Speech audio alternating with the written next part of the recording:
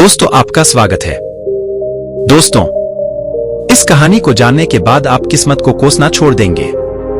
अक्सर लोग अपनी असफलताओं पर अपने किस्मत को कोसते हुए नजर आते हैं, लेकिन आज हम आपको एक ऐसी कहानी बताने जा रहे हैं जिसको जानने के बाद आप अपनी किस्मत को कोसना बंद कर देंगे। ये कहानी दो भाइयों की है।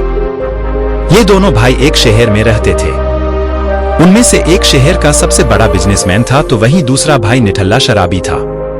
वहां के लोगों को इन दोनों को देखकर अक्सर आश्चर्य होता था कि इन दोनों सगे भाइयों में इतना अंतर क्यों है, जबकि दोनों एक ही माता पिता की संतानें हैं। दोनों ने एक जैसी ही शिक्षा प्राप्त की है और दोनों एक जैसे ही माहौल में पले बढ़े हैं। कुछ लोगों ने इस बात का पता लगाने का निश्चय किया है और शाम को दोनों भाइयों के घर पहुंच गए।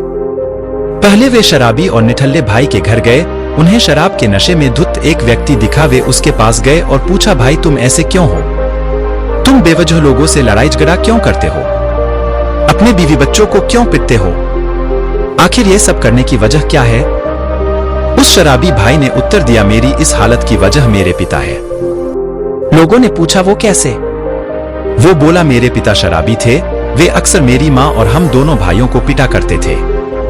ऐसे में तुम लोग मुझसे क्या उम्मीद कर सकते हो? मैं वैसा ही हूं जैसे माहौल में मैं बड़ा हुआ हूं। इतना सुनकर वे लोग उस दूसरे भाई के पास गए जो शहर का बड़ा बिजनेसमैन था। उन लोगों ने उससे पूछा, आपका भाई शराबी है और आप इस शहर के सम्मानीय लोगों में से एक हो, आप दोनों में इतना फर्क कैसे है? उस भाई ने उत्तर दिया, इस सब की वजह मेरे पिता है।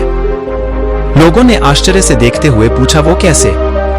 तब उसने बताया, मेरे पिता शराबी थे। अक्सर नशे में वो मेरी माँ और हम दोनों भाइयों के साथ मारपीट किया करते थे।